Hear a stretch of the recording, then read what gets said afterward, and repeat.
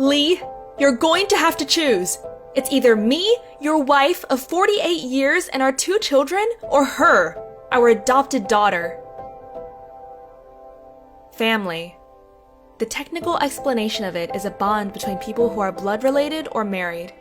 Whether it's your parents who created you, your siblings, your husband or wife, your children, your extended family, those are the people who are supposed to be your family. They're the ones who are supposed to always be there for you, trust you, support you, love you, and protect you. A lot of people aren't lucky enough to have a family the way it's technically described. Mostly, it could be because some people just have kids way too soon. They're in a toxic relationship. They suffer from some kind of mental illness or abuse, or simply that they're just royally fucked up.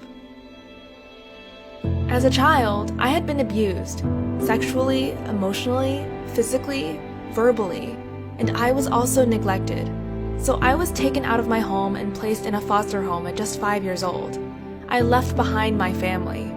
My parents, my younger brother, my older sister, and my abusive handicapped brother. So I went through a foster home and attended kindergarten and first grade while in this home. The principal from the school I was attending heard about my story, and someone had suggested that he gives me a home. I was just a mere little girl that was so small with blue eyes, curly blonde hair, and a lot of emotional baggage. He understood what it meant to take in a child like me. His wife, however, did not. But she was excited to have a daughter since they had 2 boys. They were in their late 50s, so they knew it would take a lot of their time out of their retirement, but they felt they were ready to give me the home they felt I deserved. She was so good to me at first. Read me stories before bed, did my hair, did arts and crafts with me, but she really was so old-fashioned. Once I got older, I really could recognize that growing up with a mom so much older than everyone else meant she had different views of how things should be, and she really couldn't understand even the simple things like girls' fashion and staying in the in crowd, as things were very different when she was my age in the 50s. So we clashed. A lot. My foster dad was still the school principal, but he did everything he could to be around for me. Well, eventually, time came where they were able to adopt me. September 11th, 2003. I remember the day so well. I even have a video of it. I was adopted into a wealthy family versus the poverty I had been born into. So my parents believed that they saved me. Little did they know, I had already been raised in a very different lifestyle than a regular, healthy, and loved child would. It had been so much worse that they really couldn't imagine. I didn't make friends easily. I had a hard time completing schoolwork. I loved dance and sports, but school wasn't the easiest time, even though I was very smart. My IQ had been tested at 129 at just 7 years old. But because of my background that no one truly understood other than me, I didn't know how to be what people expected me to be. I didn't fit in like the other kids.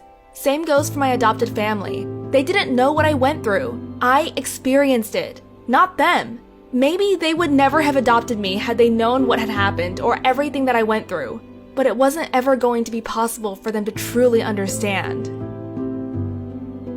Eventually, because of how I was acting, I went to several doctors and they all suggested I had behavioral issues because that's what my foster mom told them. But my foster mom thought I was too smart to be struggling so much, so she just kept on pushing me. She thought I had this great mind, which I did, but my struggles and experiences just made my mind different. So I wasn't easy. I had tantrums. I tried killing myself. I hurt them by tearing pictures up or breaking their important valuables. I wasn't who they had expected.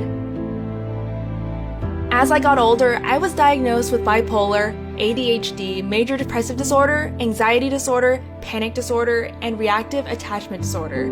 I was a bucket full of issues, so that meant getting me into special education. It ruined my life in school because that ended up being how kids judged me. A normal girl who isn't normal. It just didn't make sense. No one understands mental disorders at that young an age. I didn't even understand it.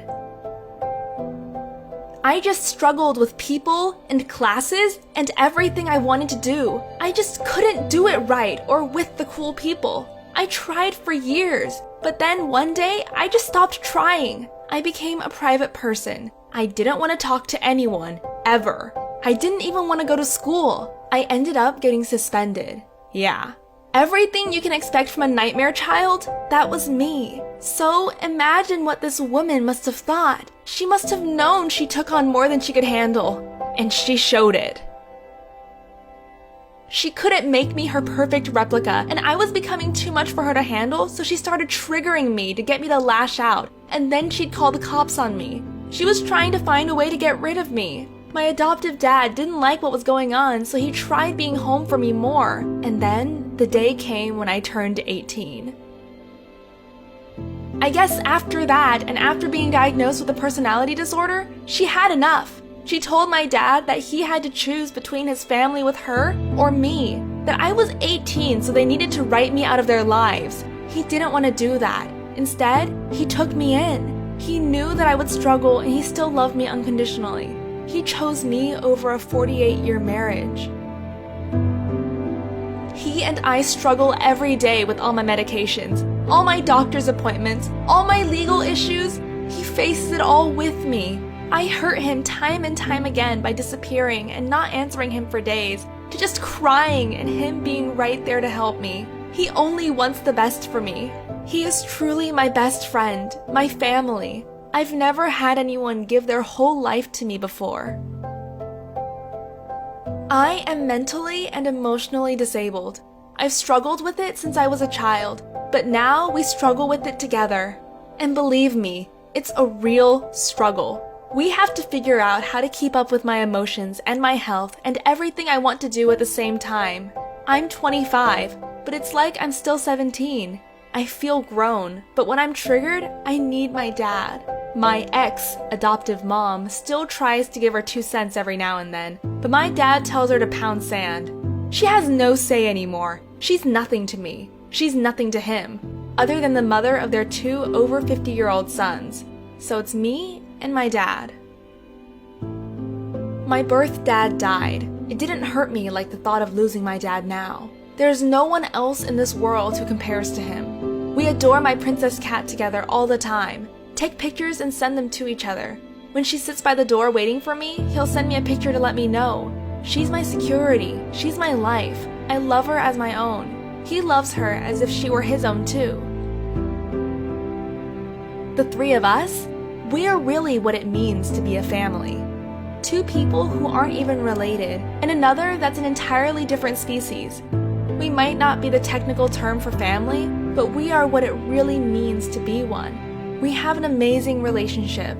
I still struggle and he still helps. I don't work because it's difficult to keep a job, but he helps to support me. He's now 76 years old and he tells me he can't leave me like this in a world going nowhere. He fears I'm going to struggle without him, and he tries his hardest to make sure I become successful. No one has ever loved me as much as he has, not even my blood-related family.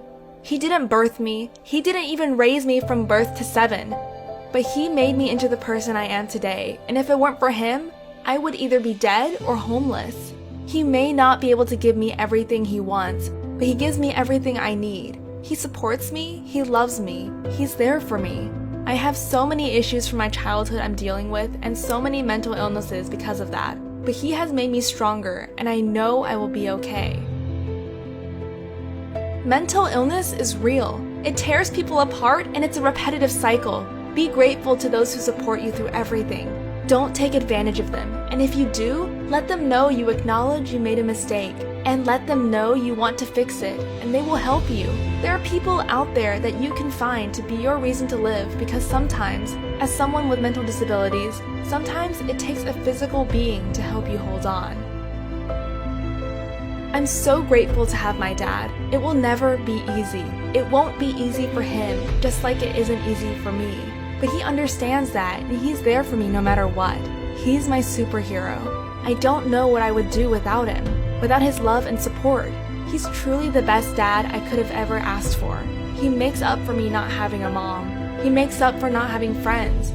We're each other's best friend, each other's family, and everything to each other. And even when it gets tough, I just remember that, and it helps me to get through it.